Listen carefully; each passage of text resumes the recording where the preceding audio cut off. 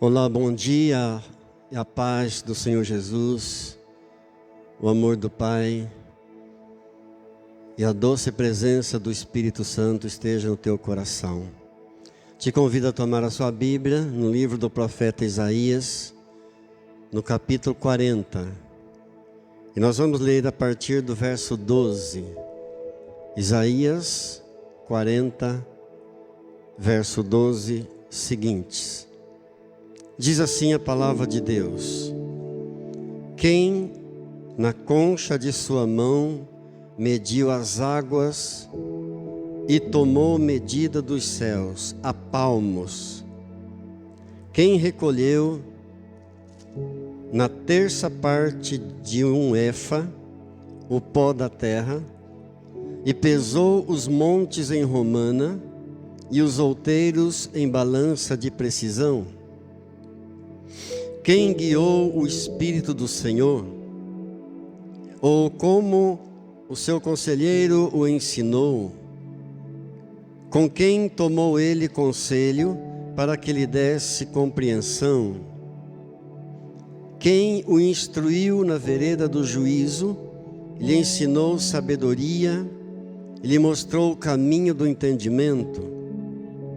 Eis que as nações são consideradas por ele como um pingo que cai de um balde, e como um grão de pó na balança, e as ilhas são como pó fino que se levanta. Nem todo o Líbano basta para queimar, nem os meus animais para um holocausto. Todas as nações são perante ele como coisa que não é nada. Ele as considera menos do que nada, como um vácuo. Com que comparareis a Deus? Ou que coisa semelhante confrontareis com ele? O artífice funge a imagem, e ourives a cobre de ouro, e cadeias de prata forja para ela. O sacerdote idólatra escolhe madeira que não se corrompe, e busca um artífice perito para assentar uma imagem esculpida que não oscile. Acaso não sabeis? Porventura não ouvis? Não vos tem sido anunciado desde o princípio? Ou não atentastes para os fundamentos da terra? Ele é o que está assentado sobre a redondeza da terra, cujos moradores são como gafanhotos. É ele quem estende os céus como cortina e os desenrola como tenda para neles habitar. É ele quem reduz a nada os príncipes e torna em nulidade os juízes da terra. Mal foram plantados e semeados, mal se arraigou na terra o seu tronco, já se secam, quando um sopro passa por eles, e uma tempestade os leva como palha. Até aqui a palavra do Senhor. Vamos orar. Querido Deus, querido Pai, graças por Tua palavra, que é forte, que é viva, que é eficaz e mais penetrante do que qualquer espada de dois gumes. Tributamos a Ti toda a honra e toda a glória e todo o poder por Tua palavra, que nos cura, que nos salva, que nos liberta, que nos fortalece, que nos abençoa, porque a palavra é o próprio do Senhor Jesus. No princípio era o verbo, no princípio era a palavra, e o verbo se fez carne, a palavra se fez carne e habitou entre nós. Muito obrigado, Pai, em nome de Jesus. Amém. Eu gosto dessa linguagem do profeta Isaías. Ele usa uma linguagem forte, persuasiva, é eloquente, o profeta Isaías, sobretudo quando fala da majestade de Deus, da grandeza de Deus, e ele nos aponta para Jesus, o Rei dos Reis, o Senhor dos Senhores. Esse texto nos leva a imaginar que aquele bebezinho que nasceu numa manjedoura, no lugar mais humilde que alguém poderia nascer, em meio aos animais, aquele bebezinho ali da manjedoura é exatamente esse Deus que criou todo o universo. A palavra nos leva a refletir isso, a entender isso. É o mesmo Deus que espalhou todas as estrelas no firmamento. É o mesmo Deus que considera todas as nações do mundo como nada, como um vácuo. Imagine todas as nações poderosas do mundo, as grandes nações do mundo inteiro, ele as considera como um pingo de água que cai de um balde. Aquele bebezinho que nasceu na manjedoura é esse mesmo Deus que considera todos os príncipes da terra, todos os homens famosos, todos os renomados, ele os considera como nada. É esse mesmo Deus. É maravilhoso pensar na grandeza do nosso Deus. Mas o profeta Isaías, ele fala um pouco mais adiante, ele faz uma comparação tremenda um pouco mais adiante. Eu vou ler para você no capítulo 66, no verso 1, onde ele diz assim: assim diz o Senhor. Quem é que diz? O Senhor. Assim diz o Senhor: o céu é o meu trono e a terra é o estrado dos meus pés. Que casa me edificareis, vós? Qual é o lugar do meu repouso? Por que Deus está fazendo essa comparação? O céu é o meu trono e a terra é o estrado dos meus pés. O que é um estrado? Estrado é uma mobília mais simples, mais insignificante de uma casa. Um simples pedacinho de madeira para se descansar os pés, onde você coloca os pés para descansar. É um estrado. E Deus está dizendo: o céu é o meu trono e toda a terra, pense no planeta Terra inteiro, toda a terra é um estradozinho, é um estrado pequenininho para eu descansar os meus pés. Por que Deus faz essa comparação? Para nós pensarmos na grandeza dele, na soberania dele, na magnificência de Deus, no grande poder, no tamanho do nosso Deus. E ele, depois de fazer essa comparação, assim diz o Senhor, é Deus que está dizendo: o céu é o meu trono e a terra é o estrado dos meus pés. Ele faz uma pergunta: que casa me edificareis vós? Ou seja, qual casa você é capaz de edificar para mim? E ele pergunta ainda mais: qual é o lugar do meu repouso? Nós costumeiramente chamamos a igreja de casa do Senhor. E não está errado não, porque Davi diz no Salmo 122, do verso 1: alegrei-me quando me disseram, vamos à casa do Senhor. O próprio rei Davi chama o templo, a igreja, de casa do Senhor. Mas Deus está perguntando: que casa? Qual casa você consegue construir para mim? Se o céu é o meu trono, e se todo o planeta Terra é apenas o estrado dos meus pés.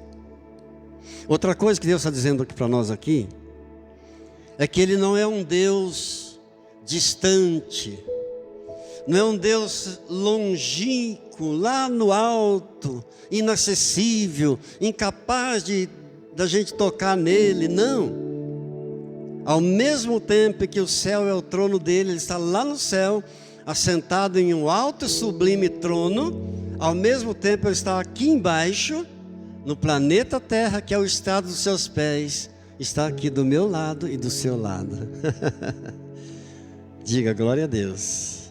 Amém, queridos? Um dos problemas da igreja é não parar para pensar. Esse é um dos problemas nossos. Temos dificuldade em parar, pensar, sendo que em toda a Bíblia nós encontramos a ordem de Deus para que a gente medite na palavra. A Bíblia não manda ler a Bíblia manda meditar. Desde o começo da Bíblia, desde Josué 1:5, por exemplo, medita nesse livro da lei de dia e de noite. Os salmos, inúmeros salmos, manda a gente meditar na palavra, e a gente tem essa dificuldade em parar para meditar na palavra de Deus. E Daniel diz no capítulo 11, no verso 32, que o povo que conhece o seu Deus se torna forte e ativo. Como é que eu vou conhecer a Deus? Meditando nele, na palavra dele, pensando nele, olhando para ele, buscando a ele. No Salmo 33, no verso 12, a Bíblia diz: feliz é a nação cujo Deus é o Senhor. Feliz a nação, feliz o povo, bem-aventurada a nação, bem-aventurado é o povo cujo Deus é o Senhor. Então, conhecer a Deus é a coisa mais importante do mundo para a vida de qualquer pessoa.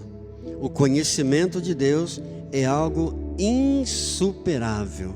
Nada é maior, nada pode ser melhor do que conhecer a Deus.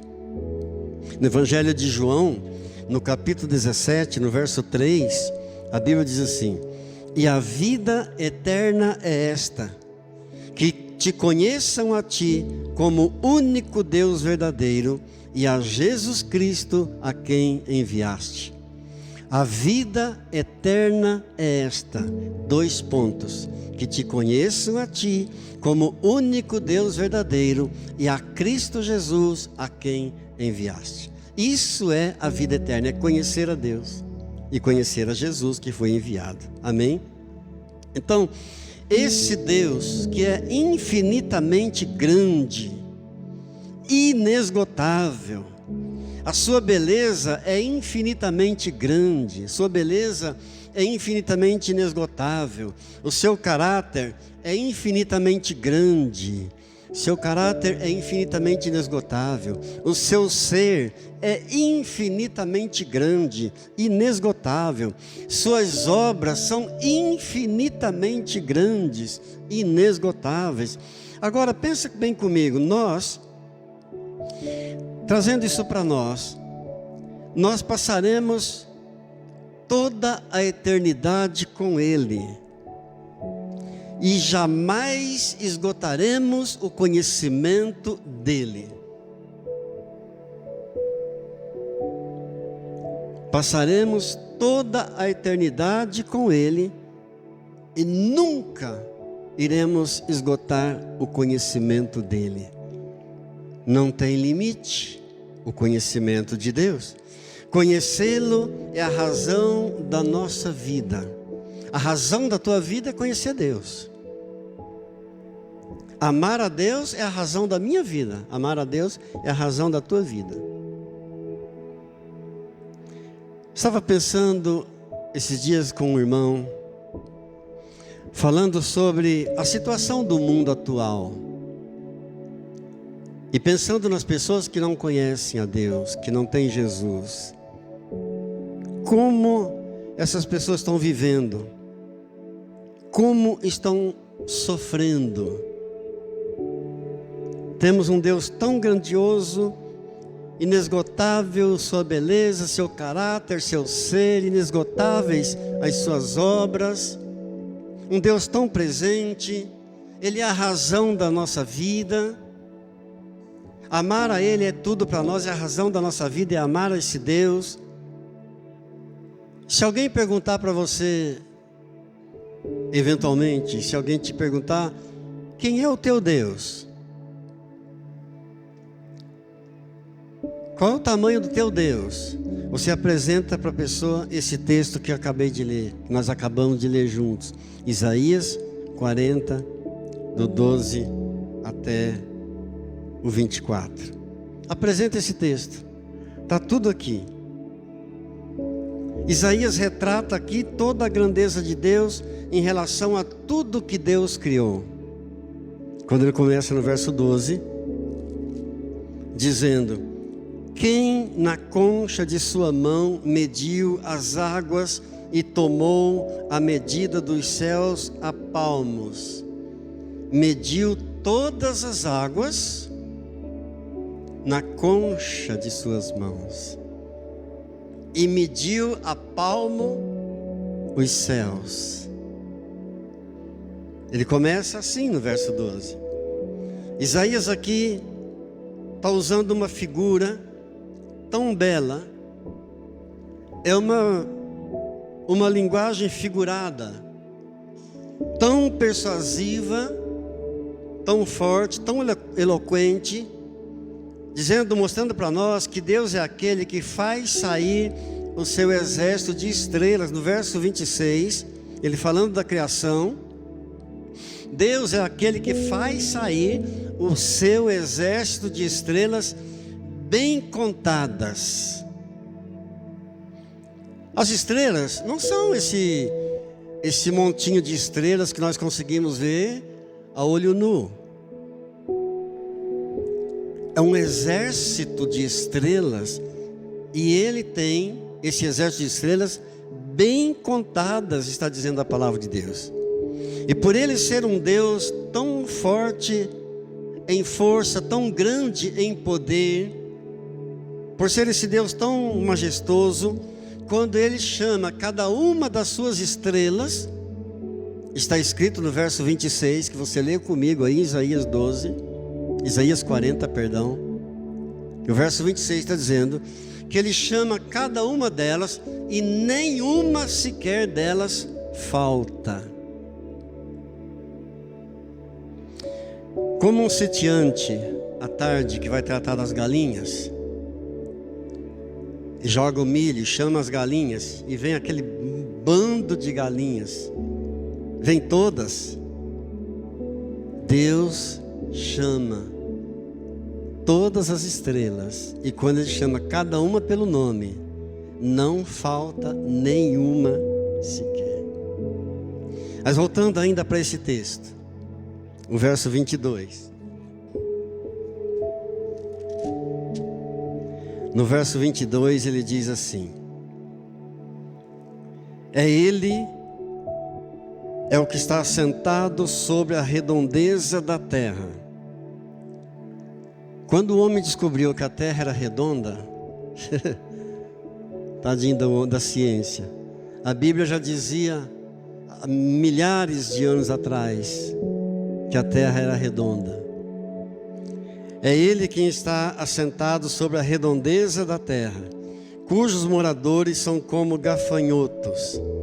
É Ele quem estende os céus como uma cortina e desenrola os céus como uma tenda para neles habitar.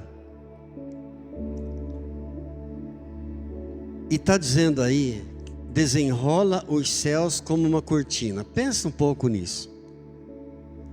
Qual o tamanho do universo? Como imaginar o tamanho do universo?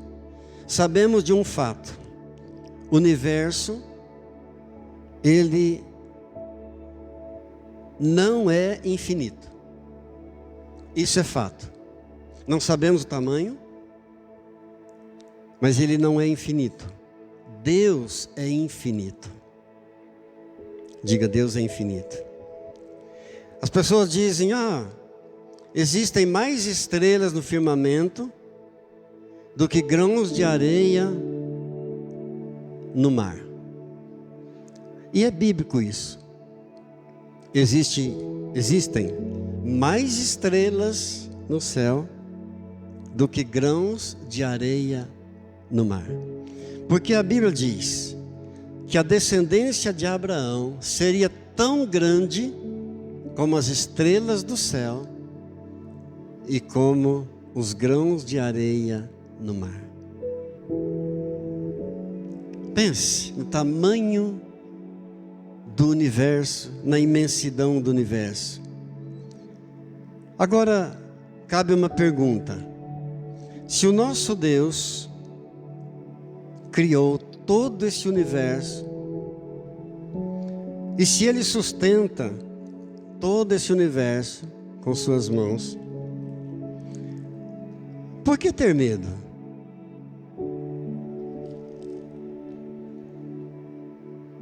Por que tememos?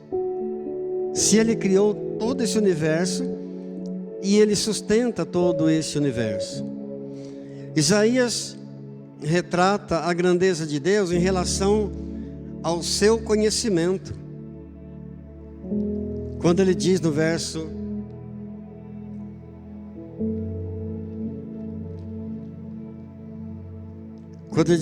13 e 14.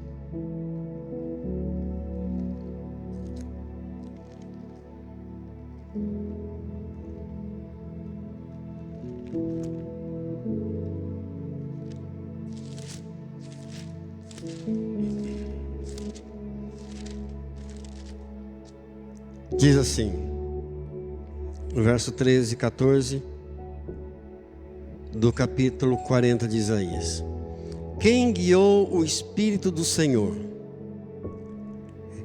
está fazendo uma comparação de Deus em relação ao conhecimento de Deus. Quem criou o Espírito do Senhor? Ou como o seu conselheiro o ensinou?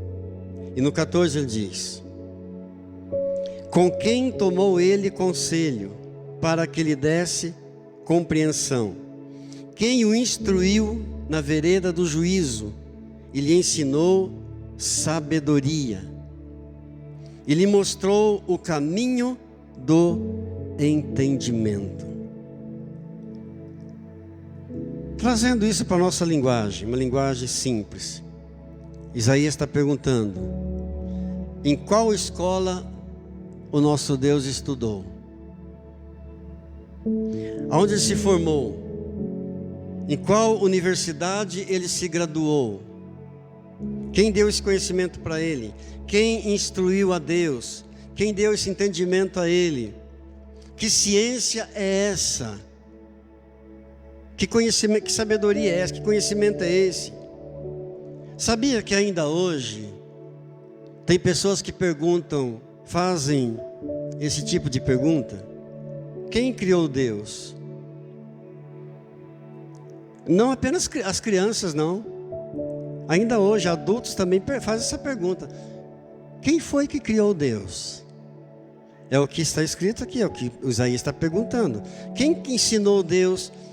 De onde veio tanta força para Deus? De onde surgiu tanto poder para Deus? Aonde ele fez esse pós-doutorado aí para saber tantas coisas assim? Quem que ensinou Deus? Agora, algo importante aqui, queridos. Isaías está mostrando todo conhecimento procede de Deus. Toda sabedoria vem do alto. Todo conhecimento procede do alto. Toda ciência vem de Deus. Toda informação vem de Deus. Todo poder vem de Deus. Ele é o conhecedor de todas as coisas. Nós só conhecemos a Deus porque Ele se revelou a nós. Todo conhecimento é dele. A gente diz assim, eu conheço a Deus, nós conhecemos a Deus. Não está errado não, a gente conhece a palavra, a gente conheceu a Deus sim. Mas a gente só conheceu a Deus porque Ele se revelou a nós. Porque a pergunta é, de onde vem todo o conhecimento, toda a sabedoria? Ele se revelou na obra da sua criação. E continua se revelando na obra da criação. Observe, quando você faz um retiro, quando você sai da cidade e vai para o campo, nós não fomos criados para viver em cidade não, no meio da cidade grande não. Isso não é de Deus. Observe, quando você vai para o campo, você sente muito mais a presença de Deus. Por quê? Porque quando você chega ali na natureza, em contato com a natureza, Deus nos fez para vivermos ali. É ali que a nossa mente volta ao estado original dela, onde Deus criou para a gente estar ali. Sempre que você sai para o campo, você começa a ver Deus na natureza, nas árvores, nos pássaros, num vento, numa flor. A presença de Deus, porque Ele se manifesta na criação, Ele se manifesta na natureza. Eu não sabia, eu fiquei sabendo essa semana que o Brasil ocupa o primeiro lugar de ansiedade do mundo. É o país mais ansioso do mundo. Eu não sei como é que alguém mediu isso. Não me pergunte como é que foi medido isso. Mas isso é informação da Organização Mundial da Saúde, da OMS. O Brasil é, em primeiro lugar, a nação mais ansiosa do mundo. E diz lá que viver numa cidade grande do Brasil é comparado a quem vive num país que está em estado de guerra. Pensa, viver numa cidade grande como São Paulo, como Rio de Janeiro, Salvador e tantas outras, é como se viver numa nação que está em estado de guerra. A partir de que eu entendi isso, cada motoqueiro aloprado que passa por mim, eu me lembro disso. Estou em estado de guerra. Porque passam voando, bufando em cima da gente. Eu me lembro disso. Estou vivendo no país mais ansioso do mundo. E viver numa cidade grande é como se vivesse numa nação que está em estado de guerra. Diga misericórdia. Então, quando você vai para a natureza, você vai para o campo, você vai para a roça, você sente muito mais a presença de Deus. Quantas vezes a gente participou de retiros de 2, 3 dias, no sítio, na chácara, no campo, e quando termina o retiro, não dá nem vontade de voltar para a cidade. Tão forte é a presença de Deus ali, tão gostoso é a presença de Deus na natureza. Amém, queridos? Então nós só conhecemos a Deus porque Ele se revelou para nós. Ele se manifestou a você e a mim. Ele se revelou e se revela também na criação, na natureza. Ele se revela também na sua palavra. Você medita na palavra, você está meditando em Deus, você está em contato com Deus, direto com Deus. E por fim, Ele se revela de uma forma suprema na pessoa bendita e maravilhosa do seu Filho amado, Cristo Jesus, o nosso Senhor. A Bíblia diz em Colossenses capítulo 2, verso 9. Colossenses 2, 9. Nele habita corporalmente toda a divindade de Deus. Em Cristo Jesus habita corporalmente toda a divindade de Deus. Então Isaías, ele retrata também a grandeza de Deus em relação às nações, do 15 ao 18. Isaías 40, do 15 ao 18, está retratando a grandeza de Deus em relação às nações. Eis que as nações são consideradas por ele como um pingo que cai de um balde, e como um grão de pó na balança. As ilhas são como pó fino que se levanta. Nem todo o Líbano basta para queimar, nem os seus animais para o holocausto. Todas as nações são perante ele como coisa que não é nada.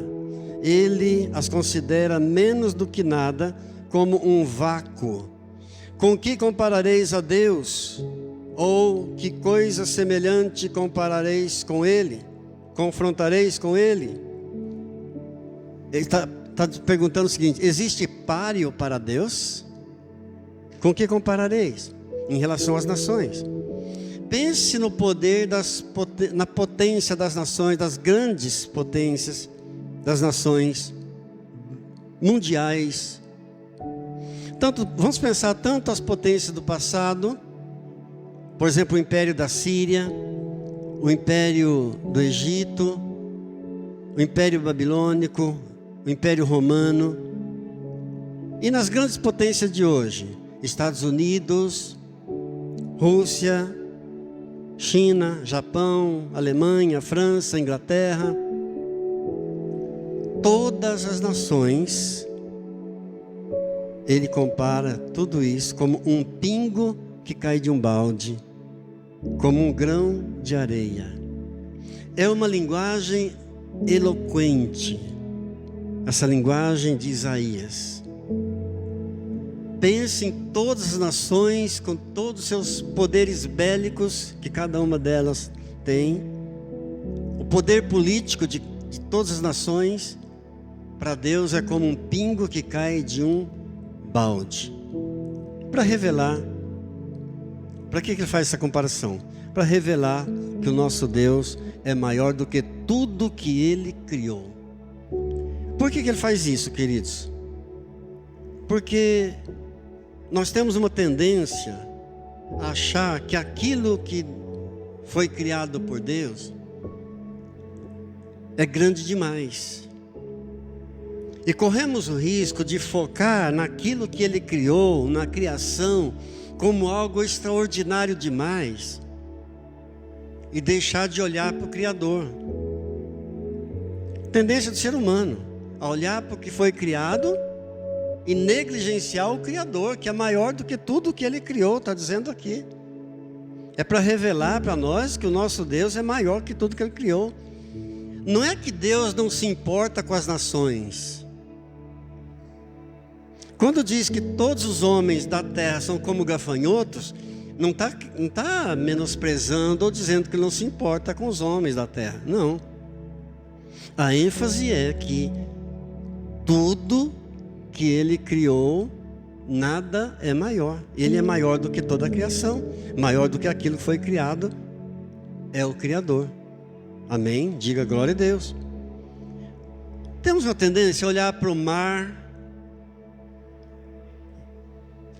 e a gente fica fascinado com o mar, tão fascinado.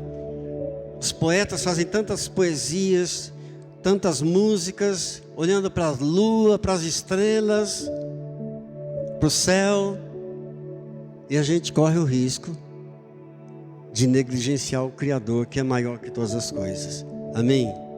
Corremos o risco de tirar os olhos do Criador e ficar olhando naquilo que foi criado. Corremos o risco de temer mais aquilo que foi criado do que o próprio Criador, que é maior que todas as coisas. Finalmente, Isaías retrata aqui a grandeza de Deus em relação à idolatria, quando ele diz do verso 19 ao 21. Se você ainda está com a Bíblia aberta aí, em Isaías 40, vamos ler do 19 ao 21, nós encerraremos com essa meditação.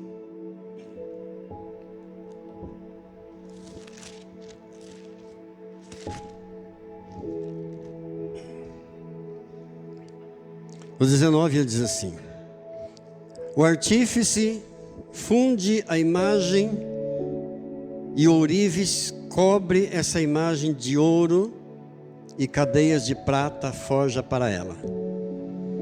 O sacerdote idólatra escolhe madeira que não se corrompe e busca um artífice perito para assentar uma imagem esculpida que não oscile.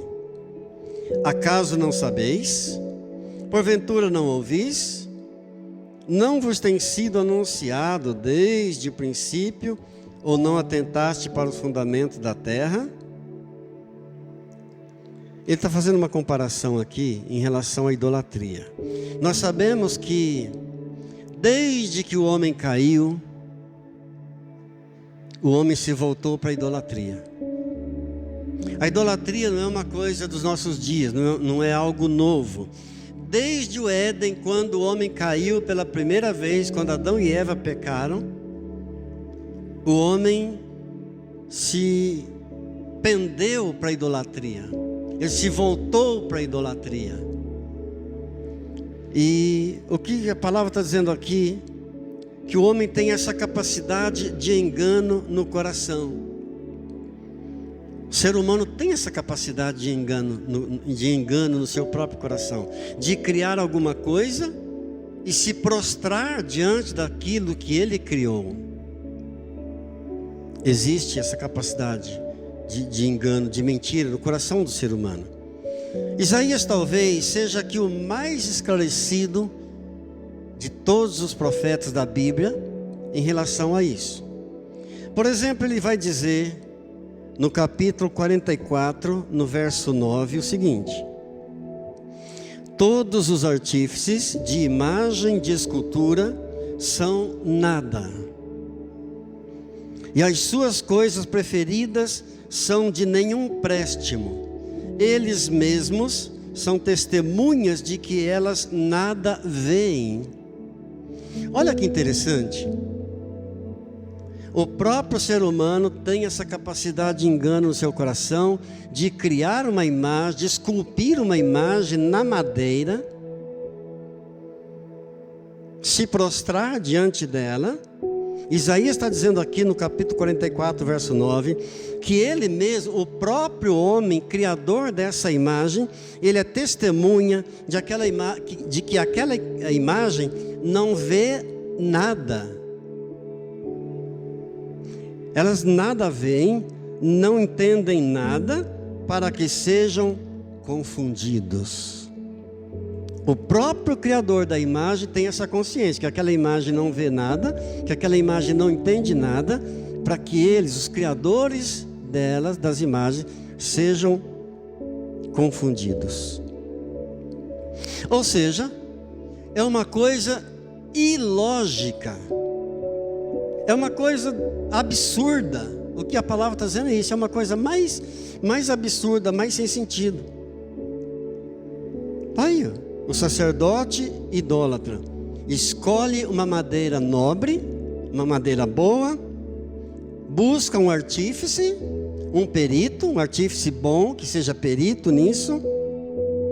O ourives, busca o ourives, cobre aquela imagem esculpida na madeira, cobre com ouro ou com prata, pedras preciosas, materiais nobres, só materiais nobres, e se prostra diante dela. Mas o que é uma imagem dessa diante do Deus Todo-Poderoso? Essa é a pergunta. O que é uma imagem dessa diante do Deus Todo-Poderoso? O apóstolo Paulo, em 1 Coríntios, no capítulo 8, no verso 4, diz que uma imagem não é nada no mundo. Não representa nada no mundo, uma imagem de escultura. Pode ser de ouro, de prata, pode ter sido esculpida pelo melhor artífice do mundo, na melhor madeira, na madeira mais nobre do mundo. Uma imagem não é nada. E o Salmo 115 então diz que a imagem tem olhos, mas não vê, tem boca, mas não fala, tem nariz, mas não cheira, tem garganta, mas não sai som nenhum, tem ouvidos, mas não ouve, tem mãos, mas não apalpam nada, tem pés, mas não pode andar. Então é a coisa mais ilógica do mundo, mais sem sentido do mundo. O nosso Deus é a nossa fonte de toda a nossa vida. É o nosso Deus. Amém, queridos? Uma imagem precisa ser carregada, ela precisa ser levada por alguém, enquanto que o nosso Deus nos carrega. Amém. Isaías 46, verso 4, diz que nós somos carregados por Deus, somos levados por Ele. Ele carrega você nos braços dEle. A imagem tem que ser carregada. Nosso Deus carrega a nós nos braços. Diga graças a Deus. Uma imagem precisa ser criada. Nosso Deus nos criou. Criou a mim e criou a você. Que Deus nos ajude a colocarmos todos os ensinamentos da palavra dEle em nosso coração, e que não fique apenas no nosso intelecto, não fique apenas no nosso pensamento, mas que nós coloquemos tudo em prática cada dia da nossa vida, em nome de Jesus. Em nome de Jesus. Amém, queridos? Vamos orar um pouco mais. Vamos falar com Deus um pouco mais. Querido Deus, querido Pai, Pai bendito, Pai Criador dos céus e da terra, Deus eterno, Deus supremo, magnífico.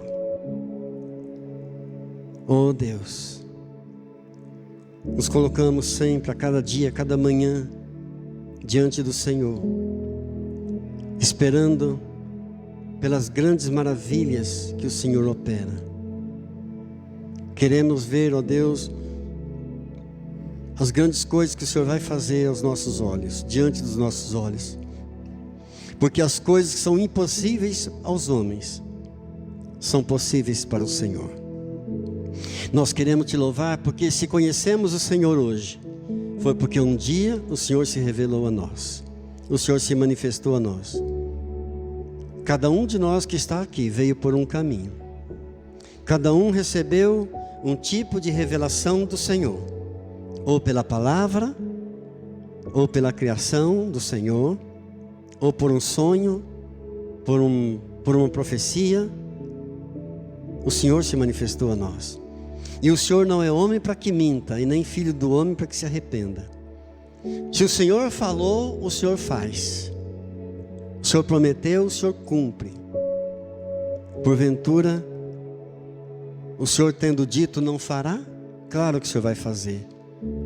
Muito obrigado, Jesus querido. Muito obrigado. Sabemos, ó Deus, que a perseverança deve terminar a obra que o Senhor começou em cada um de nós. Porque a tua palavra diz que aquele que perseverar até o fim será salvo. Então que possamos todos nós perseverarmos até o fim na palavra do Senhor, na verdade do Senhor, para que sejamos maduros, para que sejamos completos, não tendo falta de coisa alguma. Se Deus é por nós, quem será contra nós? Queremos nos fortalecer a cada dia na graça que há em Cristo Jesus. Queremos conservar o modelo da sã palavra do Senhor, da palavra bendita e maravilhosa do Senhor, em nome de Jesus.